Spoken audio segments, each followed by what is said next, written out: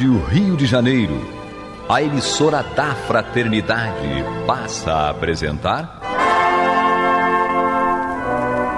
Luz na Penumbra, programa que leva ao seu coração a mensagem da doutrina espírita.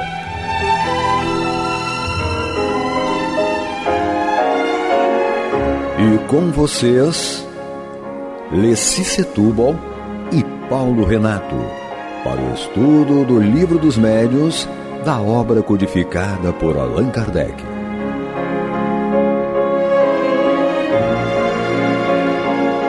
Caríssimos ouvintes da Rádio Rio de Janeiro, a rádio que toda família pode e deve ouvir. Estamos de volta com o programa Luz na Penumbra, e eu, Paulo Renato, e Leci Setúbal. Mais uma vez estamos aqui para estudarmos juntos o Livro dos Médiuns. Isso mesmo, vamos entrar hoje no capítulo 16 dos Médiuns Especiais.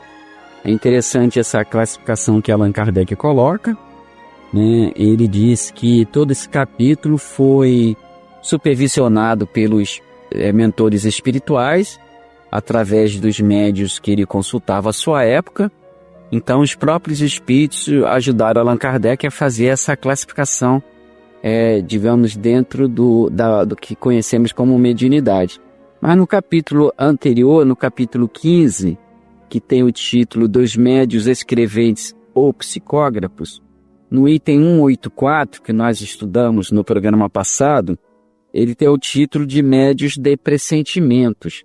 Vamos só reler esse trechinho para a gente fazer um contexto. Ele diz assim, no item 184, médiuns de pressentimentos. O pressentimento é uma intuição vaga das coisas futuras. Algumas pessoas têm essa faculdade mais ou menos desenvolvida.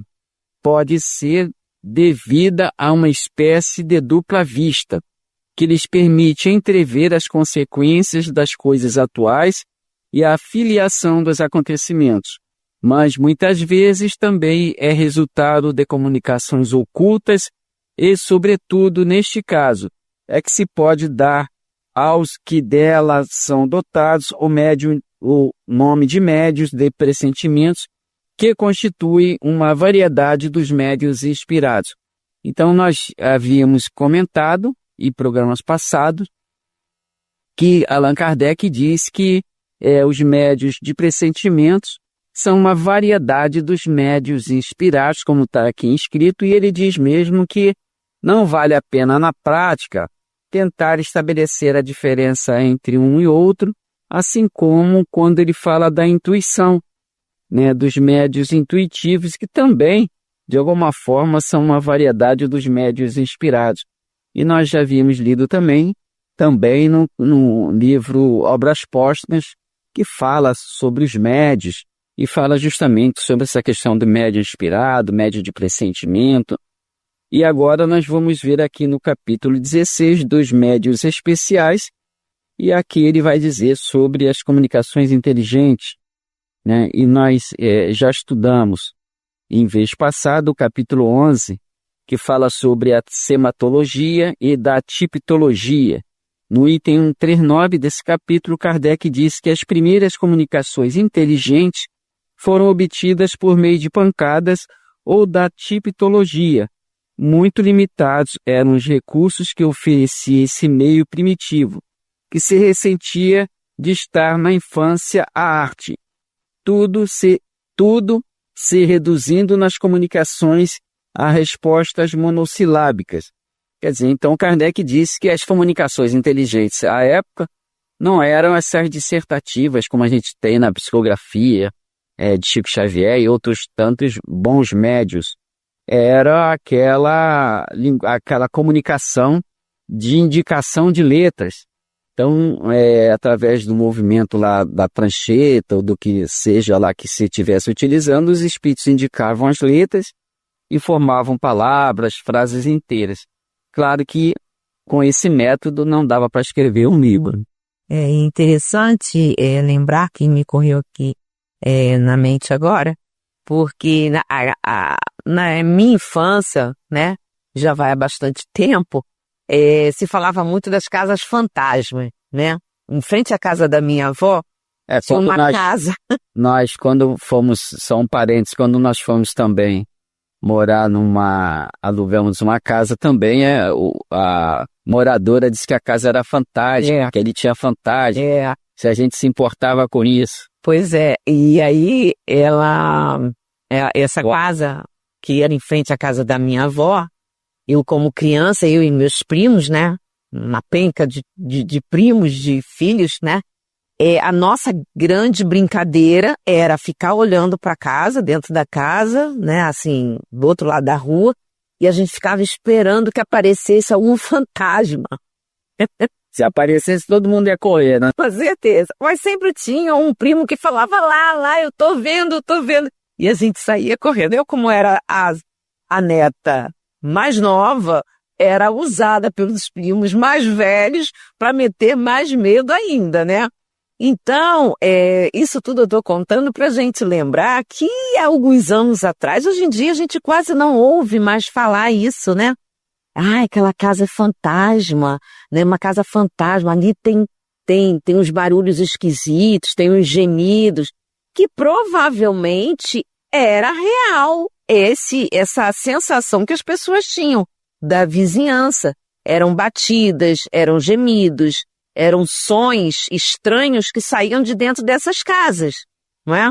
Então hoje a gente observa que não existe com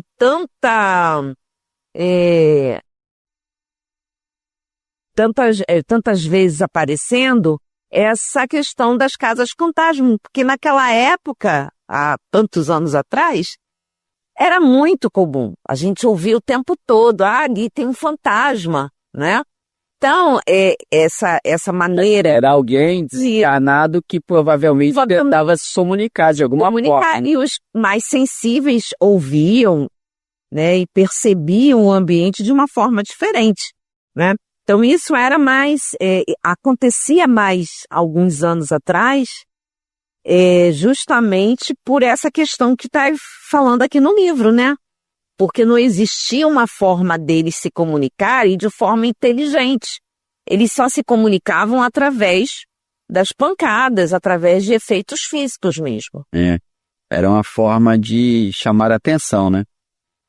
Inclusive em Hydesville, lá as irmãs Fox, nós temos notícias daqueles fenômenos em Hydesville, que depois ficou sabendo que ali fora enterrado um mascote, né, morto pela família que então morava ali. Ele foi enterrado em pé numa parede que o pessoal construiu, e quando as meninas foram morar naquela residência, começaram a escutar barulhos.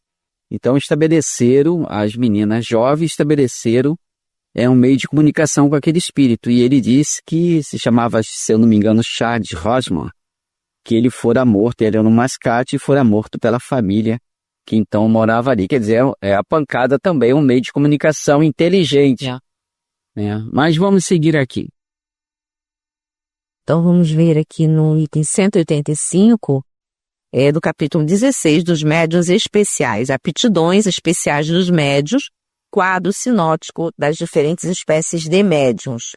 Aqui só um adendo: quando ele coloca o título médio especial, não significa que seja aquele médio o melhor, com melhor qualificativo, né, com melhor distinção.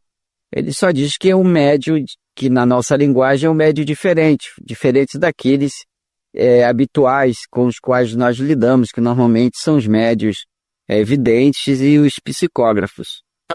Mas que nós temos a tendência, muitas vezes, de qualificar esses médios realmente como especiais, e dar um valor maior a esses médiums do que os outros tipos de médium. Né? E às vezes até dificultando a tarefa do médium, né, por excesso de bajulação. Isso. 185. Além das categorias de médiuns que acabamos de enumerar, a mediunidade apresenta uma variedade infinita de matizes que constituem os chamados médiuns especiais, dotados de aptidões particulares, ainda não definidas.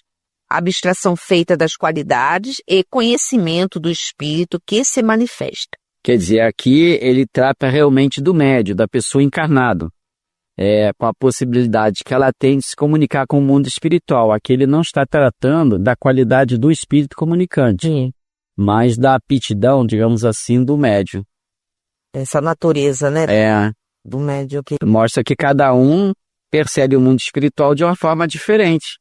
Às vezes, reunidas 2 ou 3 pessoas, e de repente ali tem uma presença espiritual, e cada um daquele médium, daquelas pessoas que estão ali, vai perceber essa presença de uma forma. Uns vão perceber, inclusive, e outros não. E isso, às vezes, até deixa quem percebeu essa visão espiritual, deixa ele até numa situação, às vezes, delicada, porque a outra pessoa que não viu acaba achando que é mentira, que é exagero, mas a pessoa que sabe que viu deve se manter na sua convicção, independente do ponto de vista da outra, né? A natureza das comunicações guarda sempre relação com a natureza do espírito e traz o cunho da sua elevação ou da sua inferioridade, de seu saber ou de sua ignorância. Mas, em igualdade de merecimento, do ponto de vista hierárquico, há nele incontestavelmente uma propensão para se ocupar de uma coisa preferentemente à outra. Quer dizer, é o caso das especializações, né? Porque como se fosse uma habilidade, né? Uma habilidade que o médium tem, né? E ele vai ser escolhido, né? Ele será escolhido de acordo com essa habilidade que ele tem, que muitas vezes ele, médium, não sabe que tem. É como um pintor, né? O próprio Gasparetto, né? Fez tantos quadros, sendo utilizado por espíritos de nome, né? Que através dele vinham, e muitas vezes ele foi colocado à prova, porque muitos achavam que aquilo ali não era real, e os especialistas de pintura, né? Que eu não sei qual é o nome que dá, mas existe esse nome, iam estudar aquelas pinturas para ver se aquilo ali realmente tinha as características daquele pintor de séculos atrás. Tinha. Né? E tinha. Então, isso são qualificações que o médium tem e que muitas vezes, a maioria das vezes, diríamos assim, ele não tem consciência de que ele tem essa habilidade. Assim como um músico, né? Um músico também ele lida com música, mas ele não sente, às vezes ele não sabe, às vezes ele tem a noção exata que ele está sendo usado pelos espíritos que o rodeiam para compor essas músicas, né? Então, é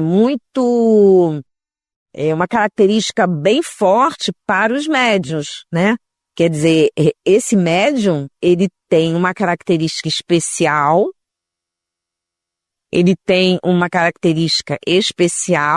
e essa característica faz com que ele seja bem utilizado pelos emissários, os médiuns que estão ali, como a poesia, né? A poesia parece fácil, né? A poesia obedece toda uma regra métrica complicada. Poesia, prosa. Não é qualquer um. Mas só sair escrevendo rimas, não é só isso. E mesmo quem estuda, muitas vezes se confunde que tipo de poesia é aquela, né? A prosa. Se é estilo de um, do outro poeta. Quem já estudou literatura, né, mais a fundo, vê que há variações dentro de um mesmo tipo de poesia, por exemplo, né? Eu não entendo nada. Então aí você tem vários tipos de poesia e o médium fica sem entender por que ele tem aquela habilidade, por que vem espíritos com aquela característica através dele, que provavelmente ele tem essa habilidade, já teve alguma convivência com esse tipo de conhecimento, né? Habilidade. Essa habilidade, né? É por isso que ele diz que é uma variedade infinita de matizes. Então, essa percepção do mundo espiritual, realmente, ela vai variar muito conforme o médium, conforme a sensibilidade do médium em registrar o mundo espiritual. Então, nós aqui tentamos, na palavra mais na moda, engessar as coisas. Ou colocar tudo numa caixinha, né? Mas dentre os médios de uma classificação, psicógrafo, pintor, o que seja, mesmo entre eles há distinção. A gente observa isso muitas vezes nas reuniões mediúnicas, acontece isso, né? Aqueles que estão dirigindo o trabalho, por não ter conhecimento, muitas vezes analisa esse médium como se ele estivesse fora das regras, entre aspas, né? Então ele é diferente. Então, por ser diferente, causa um certo impacto, causa um certo desconforto no grupo. O julgamento precipitado. E o julgamento precipitado, porque é necessário que o grupo estude e o grupo tenha certeza que existe, como ele fala aqui, uma variedade muito grande na questão mediúnica, no caso da mediunidade daquela pessoa, que é uma maneira diferente de se expressar e que os espíritos se utilizam disso, né? Justamente.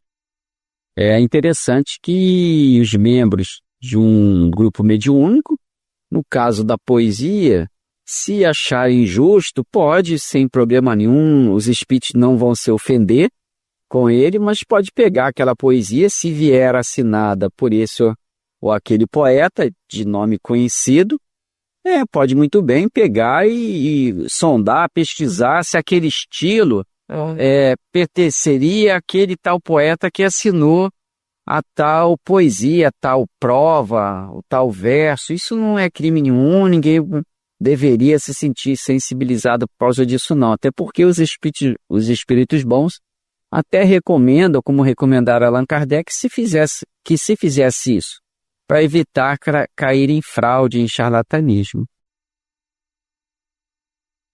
Onde nós paramos? Falamos dos espíritos. É isso? Parei aqui? Oi. Vai, pode ler. Pode resumar, não tem problema não. Vou repetir. A natureza das comunicações guarda sempre relação com a natureza do espírito e traz cunho da sua elevação ou da sua inferioridade, de seu saber ou de sua ignorância. Mas, em igualdade de merecimento, do ponto de vista hierárquico, há nele incontestavelmente uma propensão para se ocupar de uma coisa preferentemente a outra. Os espíritos batedores, por exemplo, jamais saem das manifestações físicas e, entre os que dão comunicações inteligentes, há espíritos poetas, músicos, desenhistas, moralistas, sábios, médicos, etc. Falamos dos espíritos de mediana categoria, por isso que, chegando eles a um certo grau, as aptidões se confundem na unidade da perfeição.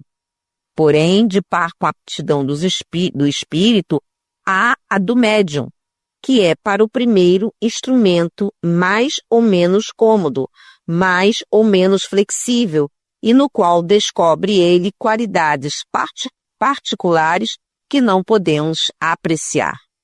Então, é o que você estava falando, a gente estava conversando antes, né? Que os espíritos, até os espíritos que vão se comunicar, eles fazem também uns testes, né? Com o médium. Isso. Para ver se o médium corresponde às suas expectativas. Né? Não é uma coisa assim fechada. Não é porque são espíritos desencarnados que eles sabem exatamente as qualidades do médium. Tudo é exercício. A gente lembra que o próprio Divaldo Franco, Chico Xavier, a gente sabe por informações dos seus biógrafos que eles também passaram por essas experiências. O Chico Xavier, as psicografias dele, que eram poesias, versos, sonetos, de 1927 até 1931, os espíritos, Emmanuel considerou como exercício e mandou queimá-las todas, né? Divaldo a mesma coisa. Então, o médium ele tem que trazer, de alguma forma, a especialidade que o espírito exige dele, vai exigir dele, se o espírito deseja trabalhar com aquele médium regularmente. A gente não está falando aqui daquelas coisas esporádicas, aleatórias, que o espírito vai, escreve um verso de 2 linhas, 3 linhas, eu não sei quantas linhas são um verso. Mas o espírito pode romper uma barreira cultural e mecânica, porque, né, vai escrever. O espírito pode momentaneamente romper essa barreira e escrever lá 2 ou 3 linhas, né, de frases rimadas. Mas se ele deseja escrever um livro ou uma grande poesia que o identifique, ele precisa achar no cérebro do médium aqueles elementos. Por isso a questão da especialização é importante.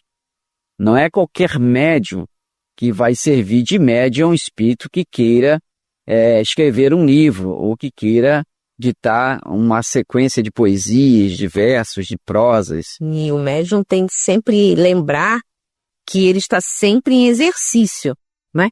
O médium nunca está pronto. Pronto e acabado, né? Pronto no sentido de, eu sou médium da casa, então... Há 30 anos, não tenho mais nada que aprender. Eu sou médium psicógrafo, o principal, né? Existia isso antigamente, né? A casa que eu frequentei tinha essas coisas também, em que na reunião pública as primeiras cadeiras eram as cadeiras dos médiuns, porque afinal de contas eles eram considerados as pessoas mais importantes daquela reunião, né? Mas isso num tempo muito antigo. Não que eu seja tão antiga, mas eu me recordo disso quando eu era criança, de as 2 primeiras fileiras da reunião pública, ninguém podia sentar, só os médiuns da casa que poderiam estar ali sentados. Mesmo dentro daqueles médiuns existia aquele de maior destaque. Isso era falado, era divulgado. Vamos chamar fulano de tal, médium da casa, o principal médium da casa. Hoje, não acredito que ainda exista essas qualificações, mas pode ser que ainda aconteça. Mas os espíritos, eles se utilizam do médium que realmente vai servir de melhor instrumento. Isso, vai ser mais habilidoso para aquilo que ele quer. Não interessa se seja o principal, se deixa de ser o principal, ou aquele que ninguém liga para ele. Os espíritos é que vão fazer essa escolha. Porque eles que estão testando o tempo todo, até mesmo esses médios de 30, 40 anos na casa, né? Até porque, no caso da recepção do livro, de uma forma geral, esses médios reencarnaram com um compromisso junto àquele espírito comunicante. Isso, claro, não é regra geral, né? Porque o espírito pode entender, se for permitido, de se comunicar com o médium e perguntar se ele tem disposição para escrever tal livro, né? Claro que ainda aí o espírito tem que considerar a questão da especialidade, do material que o médium acumulou, digamos, na sua mente, através de experiências passadas. Mas no programa que vem, acho que desdobra um pouco melhor isso, né, Lídia? Exatamente. Se permitir. Vamos conversar mais sobre o assunto.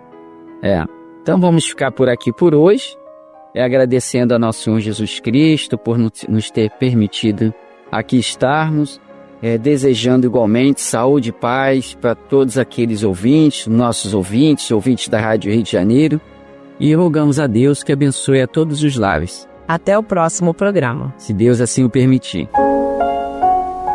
Você está ouvindo o programa Luz na Penumbra.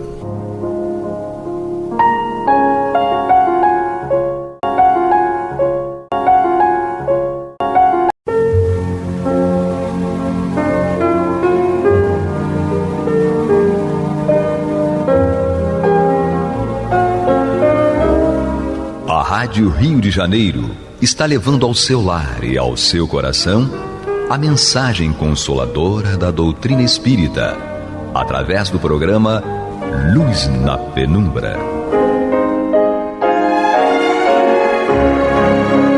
E agora com vocês, Amaury Santos e Astênio Oliveira, para comentar os textos da Revista Espírita de Allan Kardec no período de 1858 a 1868.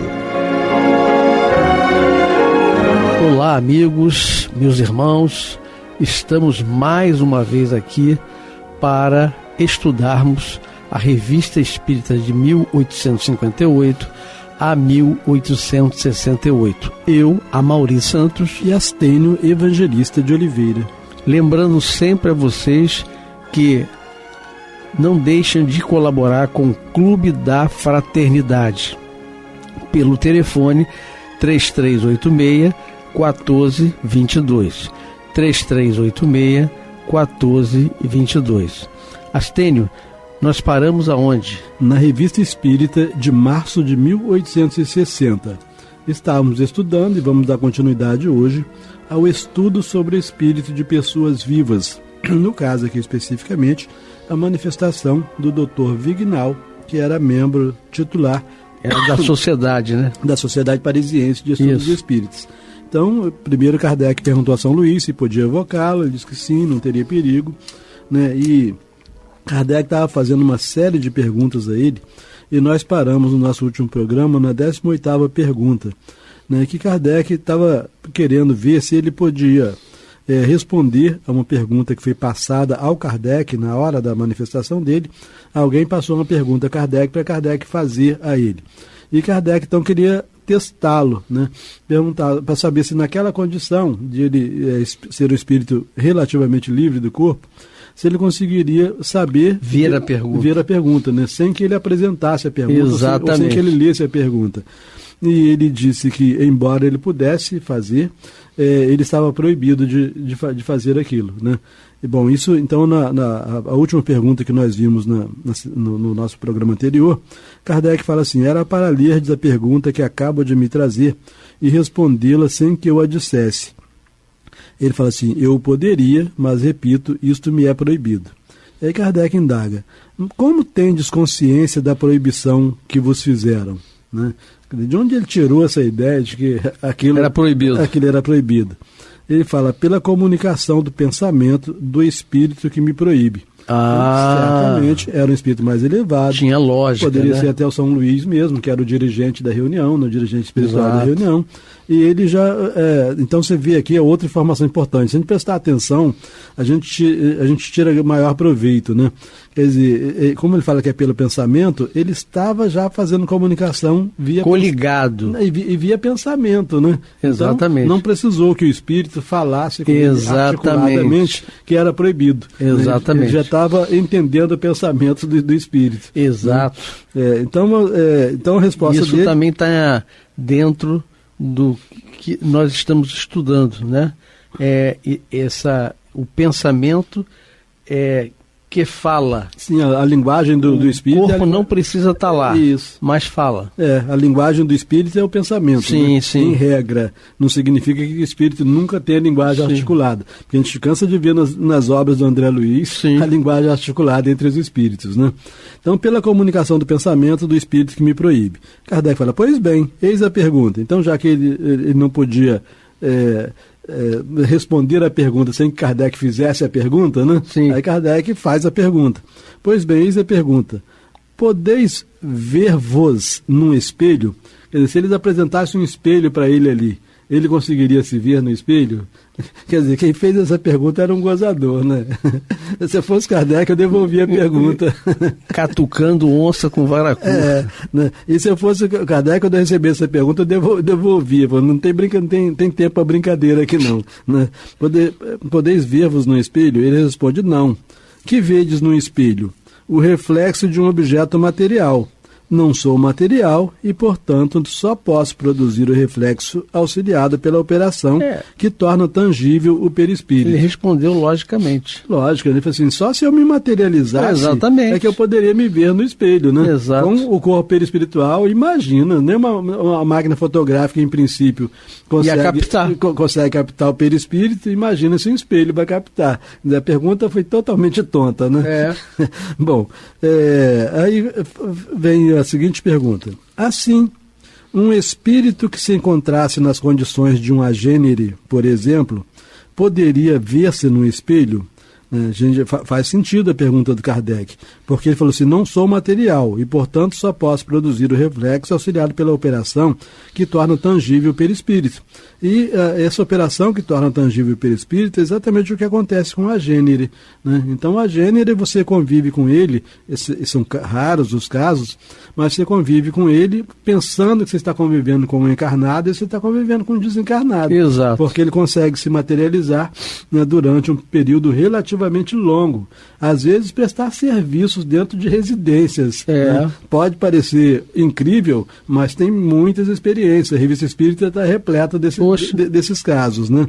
E há até quem afirme, né, muito provavelmente sem base, mas afirme que o Cristo era um agênere, que ele desaparecia com constância. Né?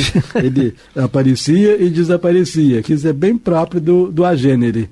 Né? Bom, assim, um espírito que se encontrasse nas condições de um agênere, por exemplo, poderia ver-se no espelho? Ele responde certamente. Então o agênere está materializado. Momentaneamente ele tem um corpo material. Não é um corpo material exatamente nas mesmas condições do encarnado, mas não deixa de ser um corpo material, né? Bom, e aí Kardec faz uma outra pergunta. Neste momento, poderia julgar... Nota que o doutor Vignal era médico, né? Só para a gente saber por que ele está fazendo essa pergunta aqui. Neste momento, poderia julgar da saúde ou da doença de uma pessoa com tanta segurança quanto o faríeis em vosso estado normal? Ele responde, com mais segurança. Né? Então, ele não era porque ele estava fora do corpo que ele perdeu os conhecimentos de medicina dele. Certo. E agora ele tinha recursos maiores, que como ele falou anteriormente, agora ele podia ver por dentro. Né? Então, ao invés de ele precisar pedir exames e tal, ele já via direto. Exato. Né?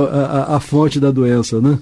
Bom, e aí Kardec continua perguntando, poderíeis dar uma consulta se alguém vô-la pedisse? Ele responde, poderia, mas não desejo fazer concorrência aos sonâmbulos e aos espíritos benfeitores que os guiam. Quando estiver morto, não direi que não. Então, vale a pena algum registro, que nem todo mundo pode saber, né, o que é sonâmbulo aqui, né? Porque às vezes a gente pensa que qualquer um que tem o sono... Essa às vezes pensa que a pessoa que tem o sono alterado, que ela é sonâmbula. Né? O sonâmbulo aqui é algo mais profundo. Né? O espírito se desvencilha, né, do corpo, e assim, de modo consciente. E aí ele é como se ele ficasse num estado de êxtase, em que ele tem uma visão espiritual ampliada. Se tem a visão espiritual ampliada, ele vê e ouve os espíritos. Né? Então, nessa visão ampliada dele, ele pode enxergar as enfermidades, ter essa visão do Dr. Vignal. Exatamente. Aqui. E nos casos, né, em vários casos que foram estudados, esse sonâmbulo, ele estava sob a coordenação de um espírito normalmente médico, desencarnado, em que o sonâmbulo, não tendo formação na área de saúde, ou não tendo formação na área da medicina, ele seria capaz de descrever uma doença e de dar o remédio, mas sempre deixando claro que era o guia espiritual dele, ou aquele médico desencarnado, que estava dando o remédio, porque ele mesmo não sabia nada daquilo. Então, o que o Dr. Vignal está dizendo aqui ele naquela condição de espírito apenas momentaneamente desligado do corpo, não iria fazer concorrência aos sonâmbulos, né, e aos espíritos benfeitores que guiam os sonâmbulos. Né? Uhum. Bom, então disse, não obstante ele pudesse, ele não faria isso. E aí, porque de repente já tinha alguém ali doido para fazer uma consulta para ele já. Né? Concorrência. Estava lá com o coração meio complicado, né? Bom, aí Kardec continua perguntando: o estado em que agora vos encontrais é idêntico àquele em que estareis depois de morto? Olha outra pergunta interessante. É como se você já estivesse provisoriamente desencarnado, né? O que você sente agora, o que você vê, é o que acontecerá com você quando você de fato estiver desencarnado? Ele responde: não. Tereis certas percepções muito mais precisas. Não esqueçais de que ainda me encontro ligado à matéria. Né? Então, não obstante, ali naquele momento, ele estivesse numa situação de vantagem em relação à situação dele quando está acordado, ele não estava ainda na sua situação total de desencarnado. Então, as percepções dele, quando ele estivesse efetivamente desencarnado, seriam mais amplas. Sim. Tranquilo? Bom, vosso corpo poderia morrer enquanto estáis aqui, sem que o suspeitasseis? Você lembra dessa pergunta que Kardec fez a outros também? Catucava mesmo, né? Mas você se lembra de que em outras matérias, outras publicações, sim, sim. Né, ele fazia essa mesma pergunta? Exato. Né? Vosso corpo poderia morrer enquanto estáis aqui, sem que o suspeitasseis? Resposta: não. Morremos assim todos os dias. Né? Quer dizer, esse morrer assim todos os dias, no sentido de nos desligarmos do corpo todos os dias. No caso dele, ele estava desligado conscientemente. Mas o nosso desligamento inconsciente é o mesmo. Né? Sim. Então a gente morre todo dia e nenhum de nós, pelo fato de morrer todo dia, corre o risco de morrer de fato. Né? Porque se qualquer coisa acontecer com o corpo que possa provocar o nosso desencarne, automaticamente nós estaremos de volta ao corpo. Perfeito. A natureza, que reflete as leis divinas, não facilita a nossa vida. Né? Já que já está fora do corpo, por que não deixar logo, né, seguir viagem? Não, tem que voltar no corpo, passar pelo processo, a confusão toda. Né? Bom, agora, outro ponto interessante, foi a confusão toda, né? Porque nesse fato que ele não está totalmente desencarnado, ele não passa por aquele processo de confusão natural de quando você desencarna. Exato. Né? Muito interessante. E aí a outra pergunta. Isto se compreende quanto à morte natural. Então vamos voltar à pergunta anterior para poder entender essa pergunta de Kardec. Ele fala: vosso corpo poderia morrer enquanto estáis aqui sem que o suspeitasseis? Ele fala: não, morremos assim todos os dias. Aí Kardec indaga: isso se compreende quanto à morte natural, sempre precedida de alguns sintomas. Suponhamos, porém, que alguém vos fira e mate instantaneamente. Como o saberíeis? Né? Então, se alguém chega lá e... Catucar de novo. Chega lá no coração dele e enfia um punhal no coração dele. Né? Ele responde: eu estaria pronto para receber o golpe antes que o braço o desferisse. Né? Então, e essa resposta dele confere com todas as outras respostas, né, perfeito, do que nós já vimos até agora. Exato. Né? Então, assim, não tem surpresa. Né? Quando alguém pensa em atingir o meu corpo, eu já estou de volta no corpo. Bom, que necessidade teria vosso espírito de retornar ao corpo, desde que nada mais haveria a fazer? Né? Kardec não se cansava, né? Catucou o homem de novo. Assim, seu corpo está lá, vai morrer. Né? Você já está quase morto. Por que você vai voltar para morrer de novo? Né? Aí então a pergunta foi: que necessidade teria vosso espírito de retornar ao corpo, desde que nada mais haveria a fazer? Ele responde: é uma lei muito sábia, sem a qual, uma vez saído, muitas vezes poderíamos hesitar tão bem em voltar para ele, que seria um pretexto para suicidar-se, hipocritamente. Né? Então, a lei divina é perfeita. Né? Se fosse possível, a gente, dentro de uma experiência dessa, como no sono, né? A gente se afasta do corpo. Assim, eu estou lá com... Já que eu estou aqui, né? Eu estou com os abacaxis lá para resolver, familiares complicados, né? Filhos com dependência química, desempregado, né? Não volto mais de jeito nenhum. Então isso não Aí seria suicídio. Né? O que ele está dizendo. Então isso não é consentido. Então, para você que já está fora do corpo, para você se tornar definitivamente livre do corpo, você tem que voltar ao corpo novamente. Exato. Como você estava falando, Astênio, e como você sabe, a nossa irmã Preta Gil, ela desencarnou. Sim. Então, o comentário foi que ela estava se preparando para voltar para o Rio de Janeiro, né? Quando ela se sentiu mal e veio a óbito. Então, isso aí prova, né, que não é no momento que você está fora do corpo. Você tem que experimentar que está em dentro e aí passa pelo processo todo. Sim, né? Tem que ingerir o cálice, né? Exatamente. Beber o cálice. Bom, Kardec faz a 28ª pergunta ao Dr. Vignal. Suponhamos que vosso espírito não estivesse aqui, mas em casa. Então estava lá o corpo, ele, embora estivesse o corpo e o perispírito, automaticamente com o espírito em casa, mas separado do corpo, não estivesse em casa. Suponhamos que vosso espírito não estivesse aqui, mas em casa, passeando, enquanto o corpo dormisse. O espírito estivesse passeando enquanto o corpo dormisse. Deveríeis ver tudo quanto lá se passasse? Ele responde sim. Então, se ele estivesse em casa, ele veria tudo, mas fora de casa ele não consegue ver. Mas se alguém tentar alguma coisa contra o corpo, ele automaticamente é acionado. Volta para o corpo. Essa é uma lei divina. Perfeito. A gente não entende, mas é assim. Como o sonho, né, Astênio, que a pessoa tem. Quando a pessoa está no sonho para morrer, ele automaticamente volta e acorda. E é muito comum, né? Diz assim, voltou assim, não sei o que, melhorou, daqui a pouco vai embora. Exato. Bom, questão 29. Neste caso, suponhamos que lá se praticasse uma ação má qualquer, por parte de um parente ou de um estranho. Vós o testemunharíeis? Então agora ele está perguntando se praticasse, mas ele estivesse lá, fora do corpo, mas ele estivesse lá, né? Vós o testemunharíeis? Resposta, sem dúvida, mas nem sempre livre para me opor. Entretanto, isso ocorre com mais frequência do que imaginais. Então, quer dizer, ele poderia estar lá, observar tudo, mas ele não ter elementos para poder fazer a defesa física dele. Sim. Ele está fora do corpo. E aí, Kardec faz a 30ª pergunta.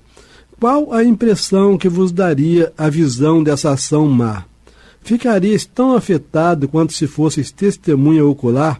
Então ele está ali, fora do corpo, vendo alguém querendo fazer mal ao corpo, né? Como é que isso o afetaria?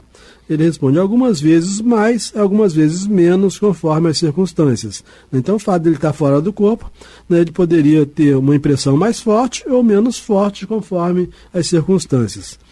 Experimentaríeis o desejo de vingança? Aí ele responde, vingar-me não, impedi-la sim. Então ele teria o desejo de impedir aquele ataque ao seu corpo físico. Para isso ele tem que voltar ao corpo. E quando ele fala vingar-me não, ele está se referindo a ele mesmo, não a qualquer espírito. Porque outros espíritos inferiores poderiam sentir o desejo de se vingar contra aquele que estivesse fazendo mal ao seu corpo, né? E aí Kardec traz uma observação relativamente longa, né, mas não terminou ainda a entrevista, e ele fala assim, resulta do que acaba de ser dito, e ademais é a consequência do que já sabemos, que o espírito de uma pessoa que dorme sabe perfeitamente o que se passa à sua volta. Aquele que quisesse aproveitar-se do sono para cometer uma ação má em seu prejuízo, engana-se quando crê não ser visto. Então, botar lá um veneno, né, e tal, né? Nem mesmo deveria contar com o esquecimento que se segue ao despertar, porquanto algumas vezes a pessoa pode guardar uma intuição muito forte para inspirar desconfianças, né? Então, você está dormindo, mas você vê o que está acontecendo e você pode acordar com uma sensação de desconfiança em relação àquela pessoa que te fez mal ou tentou te fazer mal. Os sonhos de pressentimento não passam de uma lembrança mais precisa daquilo que se viu. É ainda uma das consequências morais do espiritismo. Dando a convicção do fenômeno, pode ser um freio para muita gente. Eis o freio no sentido de não tentar fazer mal àquele que está dormindo. Né? Porque está dormindo, mas não está morto. Né? Se estivesse morto, seria pior ainda, que estaria vendo mais ainda. Né? E aflito, né? Eis um fato que vem em apoio dessa verdade. Certo dia, alguém recebeu uma carta sem assinatura e muito descortês. Inutilmente tentou descobrir seu autor. é possível que durante a noite tenha sabido o que desejava saber, porque no dia seguinte, ao despertar, e sem que tivesse sonhado, seu pensamento se dirigiu a alguém de quem não havia suspeitado, e depois de uma verificação, certificou-se de que não se enganara. Né? Então, ele recebeu uma carta, não sabia quem foi o autor, e durante o dia ele não tinha como saber, mas à noite ele soube. Né? E aí no dia seguinte ele amanheceu com aquela desconfiança que teria sido fulano. E aí foi averiguar e foi fulano mesmo. Né? Então, durante o sonho, né, durante a nossa liberdade provisória, né, na hora do cárcere, né? Na hora do sono, nós podemos descobrir coisas, né, que têm efeito na nossa vida diária. Kardec faz então mais uma pergunta. Voltemos às vossas sensações e percepções. Por onde vedes? Ele responde, por todo o meu ser. Isso, obviamente, só quando a gente desencarnar que a gente vai entender o que é por todo o meu ser, né? Porque quando a gente fala por todo o meu ser, é como se nós enxergássemos pela cabeça, pelas mãos, pelos pés, e realmente tivéssemos a visão de 360 graus, né? Porque para ser por todo o ser, você vê para trás também, né? Não vê somente para frente, vê para cima, para baixo, né? Então, por todo o meu ser. Aí Kardec indaga, percebeis os sons? Por onde? Então Kardec está querendo saber se ele ouve pelos ouvidos, né? Ou se outras coisas afetam a audição. Isso, né? E se a audição penetra por todos os poros, digamos assim, não apenas pelos ouvidos, né? Ele responde, é a mesma coisa, pois a percepção é transmitida ao espírito por seus órgãos imperfeitos. Para vós, deve ser claro que ele sinta, quando livre, numerosas percepções que vos escapam. Então, quando nós estamos no corpo, a percepção é transmitida ao espírito pelos órgãos, mas essa percepção não é transmitida ao espírito pelos órgãos quando ele está fora do corpo. Sim. Daí essa amplidão, né? Bom, outra pergunta. Ouvis o som perfeitamente? Kardec queria saber se os ouvidos dele funcionavam como desencarnados. Ouvis o som perfeitamente? Ele responde, mais do que vós. E aí Kardec indaga, se vos fizesse ouvir música desafinada, experimentaríeis uma sensação semelhante à que sentis em estado de vigília? Ele não disse que as sensações fossem análogas. Não diz que as sensações fossem análogas. Há uma diferença, mas há percepção muito mais completas. Né? Então, se fizesse ouvir a música desafinada, muito provavelmente estaria mais desafinada para ele fora do corpo físico do que no corpo físico. Percebeis os odores, né? Os cheiros? Né? E ele responde, sem dúvida, sempre da mesma maneira. Né? Então, mais ampliado também, né? E Kardec faz uma observação, que é a nossa última de hoje, mas o tema não terminou ainda. Kardec faz a observação dizendo o seguinte, podemos dizer, conforme isso, que a matéria que envolve o espírito é uma espécie de abafador que amortece a acuidade da percepção. Recebendo essa percepção sem intermediário, sem a matéria, né, o espírito desprendido pode captar nuances que escapam àquele a quem chegam, passando por um meio mais denso que o perispírito, né? Quando esse que nos chega quando nós estamos no corpo, né? Compreende-se então que os espíritos sofredores possam ter dores que, por não serem físicas do nosso ponto de vista, não deixam de ser mais pungentes que as dores corporais, e que os espíritos felizes tenham prazeres dos quais as nossas sensações não nos podem dar nenhuma ideia. Então, a gente vai captando aqui e ali, né, percebendo, e a gente vê que Kardec, depois de ter feito tantos estudos, estamos em 1860, dizendo que os espíritos inferiores, eles podem sentir dores, né? E a gente vê que um grande exemplo para a gente o André Luiz. Nós vamos deixar para a gente comentar no próximo programa, que nosso tempo acabou. Infelizmente, acabamos aqui o estudo da Revista Espírita de 1858 a 1868. Eu, Amaury Santos e Astênio Evangelista de Oliveira, pedindo a vocês que colaborem com o Clube da Fraternidade pelo telefone 3386 1422. 3386 1422. Muita paz.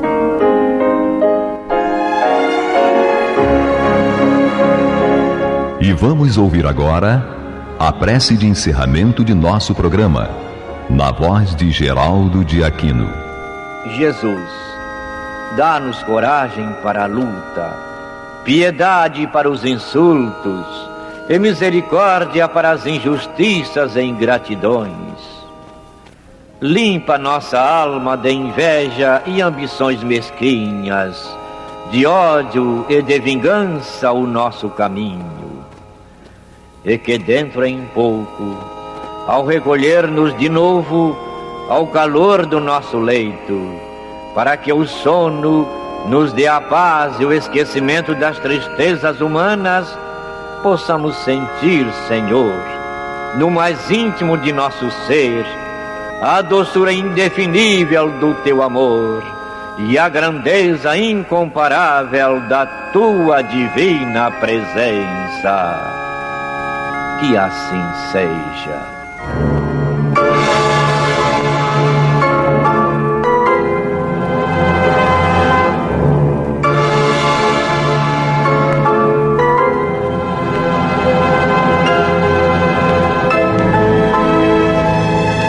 Acabamos de apresentar o programa Luz na Penumbra.